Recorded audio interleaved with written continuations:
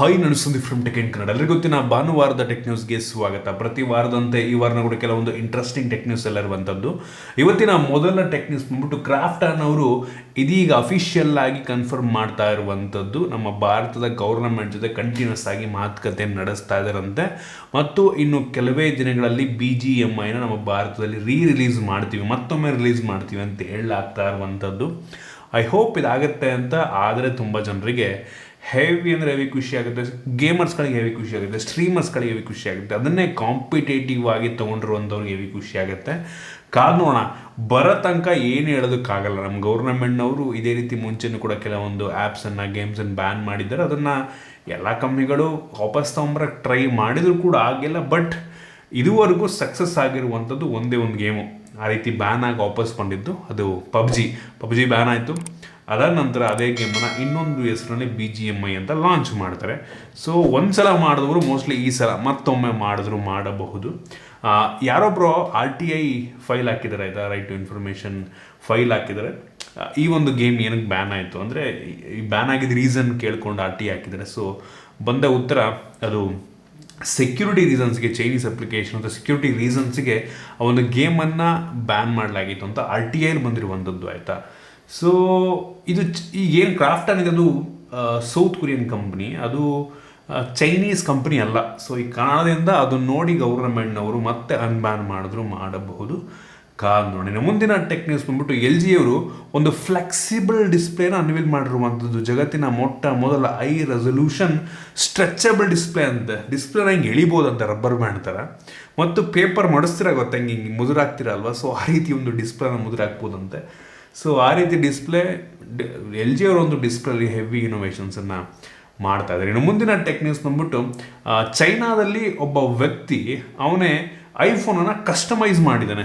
ಅವನೇ ಹಾರ್ಡ್ವೇರ್ನ ಕಸ್ಟಮೈಸ್ ಮಾಡಿ ಒಂದು ಯಾವುದೋ ಚೈನೀಸ್ ಫೋನ್ದು ಒಂದು ಫ್ರೇಮ್ ತೊಗೊಂಡ್ಬಿಟ್ಟು ಅದಕ್ಕೆ ಆಪಲ್ದು ಹಾರ್ಡ್ವೇರ್ ಹಾಕ್ಬಿಟ್ಟು ಫೋಲ್ಡಬಲ್ ಐಫೋನ್ನ ಅವನೇ ಓನ್ ಬಿಲ್ಡ್ ಮಾಡಿರುವಂಥದ್ದು, ಆಯಿತಾ. ಸೊ ಕ್ರೇಜಿ, ನೋಡ್ತಾ ಇದ್ದೀರಾ, ಈ ರೀತಿ ನೋಡೋಕ್ಕೆ ಸಿಗುತ್ತೆ ನಿಮಗೆ. ತುಂಬ ಯುನೀಕ್ ಆಗಿರುವಂಥದ್ದು. ಮೋಸ್ಟ್ಲಿ ಫ್ಯೂಚರ್ನಲ್ಲಿ ಒಂದಿನ ಏನಾದರೂ ಐಫೋನ್ ಅವರು, ಆಪಲ್ ಅವರು ಫೋಲ್ಡಬಲ್ ಫೋನ್ ಲಾಂಚ್ ಮಾಡಿದ್ರೆ ಮೋಸ್ಟ್ಲಿ ಹೀಗೆ ಇರಬಹುದೇನೋ, ಗೊತ್ತಿಲ್ಲ. ಇನ್ನು ಮುಂದಿನ ಟೆಕ್ ನ್ಯೂಸ್ ಬಂದ್ಬಿಟ್ಟು ನಮ್ಮ ಗೌರ್ನಮೆಂಟ್ನವರು ಇದೀಗ ಒಂದು ಆಧಾರ್ ರೂಲ್ಸನ್ನು ಮಾಡಿರುವಂಥದ್ದು. ನಾವೆಲ್ಲರೂ ಕೂಡ ಏನು ಆಧಾರ್ ಕಾರ್ಡನ್ನು ಹೊಂದಿರ್ತೀವಿ, ನಾವೆಲ್ಲರೂ ಕೂಡ ಪ್ರತಿ 10 ವರ್ಷಕ್ಕೊಮ್ಮೆ ಇನ್ಫಾರ್ಮೇಷನ್ ಅಪ್ಡೇಟ್ ಮಾಡಬೇಕಂತೆ. ಅದು ಯಾವುದಾದ್ರೂ ಇನ್ಫಾರ್ಮೇಷನ್ ಆಗಿರ್ಬೋದು, ಅಡ್ರೆಸ್ ಆಗಿರ್ಬೋದು, ಅಥವಾ ಏನೋ ಒಂದು ಸಣ್ಣ ಚೇಂಜಸ್ ಆಗಿರ್ಬೋದು, ಮತ್ತು ಫಿಂಗರ್ ಪ್ರಿಂಟ್ಸ್ ಆಗಿರ್ಬೋದು, ಫೋಟೋ ಆಗಿರ್ಬೋದು, ಎಲ್ಲ ಹಳೇದಿರುತ್ತಲ್ವ. ಸೊ ಪ್ರತಿ 10 ವರ್ಷಕ್ಕೊಂದ್ಸಲ ಅದನ್ನೆಲ್ಲ ಅಪ್ಡೇಟ್ ಮಾಡಬೇಕಂತೆ. ಒಂದು ಒಳ್ಳೆಯ ವಿಷಯ. ನಾನು ಆಧಾರ್ ಕಾರ್ಡ್ ಮಾಡಿಸಿ 10 ವರ್ಷದ ಮೇಲೆ ಆಗಿದೆ. ಈ ಫೋಟೋ ನೋಡಿದ್ರೆ ಯಾವುದೋ ನನ್ನ ಸಣ್ಣ ಹುಡುಗನ ಫೋಟೋ ಇದೆ ಅದರಲ್ಲಿ. ಸೊ ಆಬ್ವಿಯಸ್ಲಿ ಅಪ್ಡೇಟ್ ಮಾಡಲೇಬೇಕು. ಸೊ 10 ವರ್ಷಕ್ಕೊಂದ್ಸಲ ಅಪ್ಡೇಟ್ ಮಾಡಿಸೋದಕ್ಕೆ ಹೇಳ್ತಾ ಇದ್ದಾರೆ. ಇನ್ನು ಮುಂದಿನ ಟೆಕ್ ನ್ಯೂಸ್ ಬಂದ್ಬಿಟ್ಟು ನಿಮ್ಮೆಲ್ಲರಿಗೂ ಗೊತ್ತಿರ್ಬೋದು, PS5 ನಾನೀಗ ಒಂದು ತಿಂಗಳು ಮುಂಚೆ ಪರ್ಚೇಸ್ ಮಾಡಿದೆ. ಒಂದು ತಿಂಗಳು ಆಗಿಲ್ಲ ಅನ್ಕೊಂಡು 20 ದಿನ ಆಗಿರ್ಬೋದು. ಒಂದು 20 ಡೇಸ್ ಬ್ಯಾಕು ನಾನು ಈ ಒಂದು PS5ನ ಪರ್ಚೇಸ್ ಮಾಡಿದೆ. 50,000 ರೂಪಾಯಿ ಪರ್ಚೇಸ್ ಮಾಡಿದೆ. ಪರ್ಚೇಸ್ ಮಾಡಿ ಲಿಟ್ರಲಿ ಒಂದು ವಾರಕ್ಕೆ ಈ ಒಂದು PS5 ಬೆಲೆಯನ್ನು ಜಾಸ್ತಿ ಮಾಡಿರುವಂಥದ್ದು. 5,000 ರೂಪಾಯಿ ಜಾಸ್ತಿ ಆಗಿದೆ. ನಾರ್ಮಲ್ ಡಿಜಿಟಲ್ ಎಡಿಷನ್ನಿಗೆ 40,000 ರೂಪಾಯಿ ಇತ್ತು, ಇದೀಗ 45,000 ರೂಪಾಯಿ ಮಾಡಿದ್ದಾರೆ. ಡಿಸ್ಕ್ ಎಡಿಷನ್ನಿಗೆ 50,000 ಇತ್ತು, 55,000 ಮಾಡಿರುವಂಥದ್ದು. ಒಂದು ಒಳ್ಳೆ ಟೈಮ್ ಪರ್ಚೇಸ್ ಮಾಡಿದೆ ಗುರು. ಒಂದು ವಾರ ಲೇಟ್ ಮಾಡಿದ್ರೆ 5,000 ಲಾಸ್ ಆಗ್ತಾ ಇತ್ತು ನನಗೆ. ಸೊ ಈಗಲೂ ಕೂಡ ಅಷ್ಟೇ, ಬೆಲೆ ಏನು ಡಿಮ್ಯಾಂಡ್ ಜಾಸ್ತಿ ಆಗಿದೆ, ಅದರಿಂದ ಬೆಲೆ ಕೂಡ ಜಾಸ್ತಿ ಮಾಡಿದ್ದಾರೆ. ಯೂಶ್ವಲಿ PS5 ಬೆಲೆ ಎಲ್ಲ ಯೂಶ್ವಲಿ ಕಡಿಮೆ ಆಗುತ್ತೆ. ಅಂದರೆ ನೋಡ್ಬೋದು, ಯಾವುದೇ ಪ್ರಾಡಕ್ಟ್ ಆದರೂ ಕೂಡ ಒಂದು ಸಲ ರಿಲೀಸ್ ಆದಮೇಲೆ ಅದು ಆಗ್ತಾ ಅಂದರೆ ಸೇಲ್ ಆಗ್ತಾ ಪ್ರೈಸ್ ಕಡಿಮೆ ಆಗ್ತಾ ಬರುತ್ತೆ. ಆದರೆ ಒಂದು PS5 3 ವರ್ಷ ಆಯಿತು ಆಲ್ಮೋಸ್ಟ್ PS5 ರಿಲೀಸ್ ಆಗಿ. ಇನ್ನು ಮುಂದಿನ ಟೆಕ್ ನ್ಯೂಸ್ ಬಂದ್ಬಿಟ್ಟು ಫೈನಲಿ ಜಿಯೋದವರು ನಮ್ಮ ಕರ್ನಾಟಕದಲ್ಲಿ ಅಂದರೆ ಬೆಂಗಳೂರಿನಲ್ಲಿ 5Gನ ಲಾಂಚ್ ಮಾಡಿರುವಂಥದ್ದು. ನಾನು ಬೆಂಗಳೂರಿನಲ್ಲೇ ಇರೋದು, ಬಟ್ ನನಗೆ ಸದ್ಯಕ್ಕೆ 5G ಸಿಗ್ತಾ ಇಲ್ಲ. ಯಾವುದೋ ಒಂದು ಸಣ್ಣ ಏರಿಯಾ, ಮೋಸ್ಟ್ಲಿ ಒಂದು MG ರೋಡ್ ಹತ್ರ ಅಥವಾ ಮೆಜೆಸ್ಟಿಕ್ಕಲ್ಲಿ ಯಾವ್ದು ಬಸ್ ಸ್ಟ್ಯಾಂಡ್ ಹತ್ರ ಎಲ್ಲೋ ಒಂದು ಕಡೆ ಮೋಸ್ಟ್ಲಿ 5G ಹಾಕಿರ್ಬೋದು. ಎಲ್ಲ ಕಡೆ ಇನ್ನೂ ಇಲ್ಲ. ಒಟ್ಟಿಗೆ ನಮ್ಮ ಬೆಂಗಳೂರಿಗೆ, ನಮ್ಮ ಕರ್ನಾಟಕಕ್ಕೆ 5G ಬಂದಿರುವಂಥದ್ದು. ಹೈದರಾಬಾದ್ ಮತ್ತು ಕರ್ನಾಟಕ ಎರಡಕ್ಕೂ ಕೂಡ ಕೊಟ್ಟಿರಲಿಲ್ಲ. ಇದೀಗ 5Gಯನ್ನು ಎರಡಕ್ಕೂ ತೊಗೊಂಬಂದಿದ್ದಾರೆ. ಆಲ್ರೆಡಿ ಏರ್ಟೆಲ್ ಅವರು ನಮ್ಮ ಬೆಂಗಳೂರಿನಲ್ಲಿ ಲಾಂಚ್ ಮಾಡಿದ್ದಾರೆ. ಅದು ಕೂಡ ಮೋಸ್ಟ್ಲಿ ಎಲ್ಲ ಒಂದು ಸಣ್ಣ ಕೆಲವೊಂದು ಏರಿಯಾಗಳಲ್ಲಿ ಇರ್ಬೋದು, ಎಲ್ಲ ಕಡೆ ಅವರು ಕೂಡ ಹಾಕಿಲ್ಲ. ಇನ್ನೊಂದು ವರ್ಷದೊಳಗೆ ನಂಗೆ ಅನಿಸ್ದಂಗೆ ಎಲ್ಲ ಏರಿಯಾ ಎಲ್ಲ ಕಡೆಯೂ ಕೂಡ 5G ನಮಗೆ ಸಿಗಕ್ಕೆ ಶುರುವಾಗುತ್ತೆ. ಇನ್ನು ಮುಂದಿನ ಟೆಕ್ ನ್ಯೂಸ್ ಬಂದ್ಬಿಟ್ಟು ಟ್ವಿಟ್ಟರ್ ಅಂತೂ ಹೆವಿ ಟ್ರೆಂಡ್ ಆಗ್ತಾ ಇರುವಂಥದ್ದು. ಎಲಾನ್ ಮಸ್ಕ್ ಅದನ್ನು ಪರ್ಚೇಸ್ ಮಾಡಿದ್ಮೇಲಂತೂ ಕೇಳೋಂಗೆ ಇಲ್ಲ. ನಿಮ್ಮೆಲ್ಲರಿಗೂ ಗೊತ್ತಿರೋ ಹಾಗೆ ಟ್ವಿಟರ್ನಲ್ಲಿ ಇದೀಗ ಯಾರು ಬೇಕಾದರೂ ಅವ್ರ ಅಕೌಂಟನ್ನು ಒಂದು ಬ್ಲೂ ಟಿಕ್ನ ಮುಖಾಂತರ ವೆರಿಫೈ ಮಾಡಿಸ್ಕೊಬೋದು. $8 ದುಡ್ಡನ್ನು ಕೊಡಬೇಕಾಗತ್ತೆ, ಆಯಿತಾ. ಸೊ ಇದೊಂದು ರೀತಿ ಒಳ್ಳೆಯ ವಿಷಯ. ಒಂದು ರೀತಿ ಅದು ನೆಗೆಟಿವ್ ಆಗೋ ಕೂಡ ಪರಿಣಾಮವನ್ನು ಬೀಳ್ಬೋದು. ಅದಕ್ಕೊಂದು ಎಕ್ಸಾಂಪಲ್ ಆಲ್ರೆಡಿ ಬೀಳ್ತಾ ಇದೆ ಅಂತ ಬೇಕಾದರೂ ಅನ್ಬೋದು, ಆಯಿತಾ.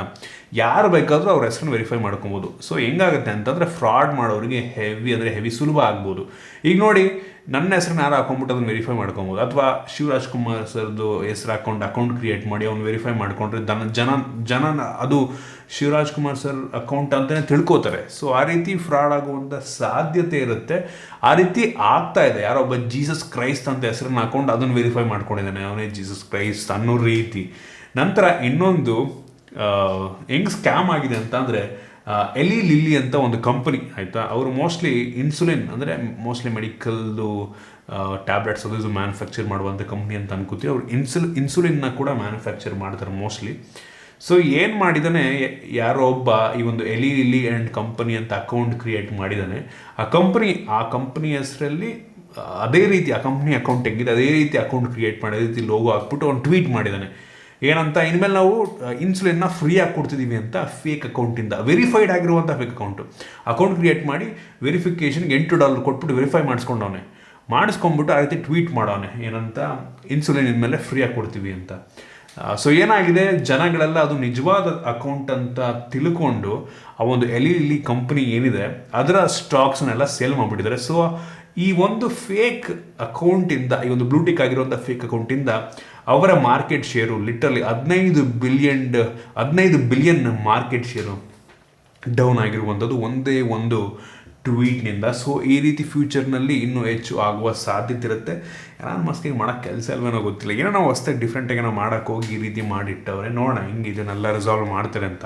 ಇನ್ನು ಮುಂದಿನ ಟೆಕ್ನಿಕ್ಸ್ ಬಂದ್ಬಿಟ್ಟು ಆಪಲ್ನವರು ಈ ಒಂದು AR ಹೆಡ್ಸೆಟ್ಟನ್ನು, VR ಕಿಟ್ ಬರುತ್ತೆ ಗೊತ್ತಲ್ವಾ, ಆಗ್ಮೆಂಟೆಡ್ ರಿಯಾಲಿಟಿ ಹೆಡ್ಸೆಟ್ಟನ್ನು ನೆಕ್ಸ್ಟ್ ಇಯರಿಂದ ಮಾಸ್ ಪ್ರೊಡ್ಯೂಸ್ ಮಾಡ್ತಾರಂತೆ. ಸೊ ನೆಕ್ಸ್ಟ್ ಆಪಲ್ ಅವ್ರದ್ದು ಕೂಡ ಆ ಒಂದು ಆಗ್ಮೆಂಟೆಡ್ ರಿಯಾಲಿಟಿ ಕಿಟ್ ಬರುತ್ತೆ. ಸೊ ಬಂದರೆ ಆಬ್ವಿಯಸ್ಲಿ ಕಾಸ್ಟ್ ಹೆವಿ ಜಾಸ್ತಿ ಇರುತ್ತೆ, ಕೇಳೋಂಗಿರಲ್ಲ, $1,00,000 ಮೇಲೆ ಇರುತ್ತೆ ನಂಗೆ ಅನ್ನಿಸ್ತಂಗೆ. ಕಾದು ನೋಡೋಣ. ಮಾರ್ಚ್ 2023 ಮಾಸ್ ಪ್ರೊಡಕ್ಷನ್ ಶುರುವಾಗುತ್ತಂತೆ. ಇನ್ನು ಮುಂದಿನ ಟೆಕ್ನಿಕ್ಸ್ ಬಂದ್ಬಿಟ್ಟು OnePlus ಅವರು OnePlus 11 ಕನ್ಫರ್ಮ್ ಮಾಡಿರುವಂಥದ್ದು. ಅದರ ಕೆಲವೊಂದು ಸ್ಪೆಸಿಫಿಕೇಷನ್ ಕೂಡ ಲೀಕ್ ಆಗಿದೆ. ಈ ಲೀಕ್ ಆಗಿರುವಂಥ ಸ್ಪೆಸಿಫಿಕೇಷನ್ ಪ್ರಕಾರ ಈ ಒಂದು ಫೋನಲ್ಲಿ ಸ್ನ್ಯಾಪ್ಡ್ರ್ಯಾಗನ್ 8 Gen 2 ಪ್ರೋಸ್ ಇರುತ್ತೆ, ಆಯಿತಾ. ಮತ್ತು 6.7 ಇಂಚಿನ ಅಮೋಲೆಡ್ display, Quad HD plus 120 Hz refresh rate ಮತ್ತು 50 MP ಕ್ಯಾಮ್ರಾ ಅಂತೆ. ಅಪ್ ಟು 16 GB ರ್ಯಾಮ್ ಈ ಒಂದು ಫೋನ್ ಇರುತ್ತಂತೆ ಮತ್ತು 100 ವ್ಯಾಟ್ನ ಚಾರ್ಜರ್ ಕೂಡ ಇರುತ್ತಂತೆ. ಒಟ್ಟಿಗೆ ಎಷ್ಟು ನಿಜ ಅಂತ ಗೊತ್ತಿಲ್ಲ, ಲೀಕ್ಸ್ಗಳ ಪ್ರಕಾರ ಒಳ್ಳೆ ಸ್ಪೆಸಿಫಿಕೇಷನ್ ಚೆನ್ನಾಗಿದೆ. ಐ ಹೋಪ್ ವಾಯ್ಸನ್ನು ಅಪ್ಡೇಟ್ ಮಾಡ್ತಾರೆ ಅಂತ, ಸ್ಟಾಕ್ ಆ್ಯಂಡ್ರಾಯ್ಡ್ ರೀತಿ ಮುಂಚೆ ಥರ. ಈಗ ನೋಡೋದಂತ ರಿಯಲ್ಮಿ UI ಥರ ಕಾಣುತ್ತೆ ನಮಗೆ. ಇನ್ನು ಮುಂದಿನ ಟೆಕ್ನ್ಯೂಸ್ ಮತ್ತು ಕೊನೆಯ ಟೆಕ್ನ್ಯೂಸ್ ಮತ್ತೊಮ್ಮೆ OnePlus ಕಡೆಯಿಂದ OnePlus Nord CE 3 ಕೂಡ ಕನ್ಫರ್ಮ್ ಆಗಿರುವಂಥದ್ದು. ಇದರ ಸ್ಪೆಸಿಫಿಕೇಷನ್ ಕೂಡ ಲೀಕ್ ಆಗಿದೆ. ಇದು ಕೂಡ ಫುಲ್ HD ಪ್ಲಸ್ಸು, ಆದರೆ LCD ಡಿಸ್ಪ್ಲೇ, AMOLED ಅಲ್ಲ, LCD display, 120 Hz refresh rate ಹೊಂದಿರುವಂಥ display, Snapdragon 695 5G processor. So ಈ ಫೋನ್ ನಂಗೆ ಅನ್ನಿಸ್ದಂಗೆ ಒಂದು 17-18 ಸಾವಿರಕ್ಕೆ ಲಾಂಚ್ ಆಗ್ಬೋದು. ಅದು ಸ್ಪೆಸಿಫಿಕೇಷನ್ ನೋಡ್ದಂಗೆ 108 MP ಕ್ಯಾಮ್ರಾ ಇದೆಯಂತೆ ಇದರಲ್ಲಿ, 16 MP selfie, 6GB base variant, 6GB 128GB 5000 mAh 67 watt ಚಾರ್ಜರ್ನ ಜೊತೆಗೆ ಬರುತ್ತೆ. Side mounted finger print sensor ಇದೆ. ಸೊ 695 5G ಪ್ರೋಸರ್ ಕೊಟ್ಬಿಟ್ಟು ಅವ್ರು ಇನ್ ಕೇಸ್ ಒಂದು 20,000 ಮೇಲೆ ಲಾಂಚ್ ಮಾಡಿದ್ರೆ ಗೊತ್ತಿಲ್ಲ ಏನು ಮಾಡ್ತೇನೆ ಅಂತ ನಾನು ಸಜೆಸ್ಟ್ ಮಾಡೋದಕ್ಕೆ ಹೋಗಲ್ಲ, ಕಾದು ನೋಡೋಣ. ಸೊ ಇದಿಷ್ಟು ಇವತ್ತಿನ ಟೆಕ್ ನ್ಯೂಸ್. ನಿಮಗೆ ಇವತ್ತಿನ ಟೆಕ್ ನ್ಯೂಸಲ್ಲಿ ಕೆಲವೊಂದು ಹೊಸ ವಿಷಯ ತಿಳ್ಕೊಳ್ಳೋಕೆ ಸಿಕ್ಕಿದೆ ಅಂತ ಅನ್ಕೋತೀನಿ. ಇಷ್ಟ ಆಗಿದ್ರೆ ದಯವಿಟ್ಟು ಲೈಕ್ ಮಾಡಿ, ಶೇರ್ ಮಾಡಿ. ಇದೇ ರೀತಿ ನಮ್ಮ ಬೇರೆ ಬೇರೆ ವೀಡಿಯೋಗಳಿಗೆ ನಮ್ಮ tech in Kannada YouTube channel subscribe ಮಾಡ್ಕೊಂಡಿಲ್ಲ ಅಂದರೆ ಈಗಲೇ ಸಬ್ಸ್ಕ್ರೈಬ್ ಮಾಡ್ಕೊಳ್ಳಿ, ಒಂದು ಬೆಲ್ ಐಕಾನ್ ಕೂಡ ಕ್ಲಿಕ್ ಮಾಡಬಹುದು. ಸಿಗೋಣ ಮುಂದೆ ವಿಡಿಯೋದಲ್ಲಿ.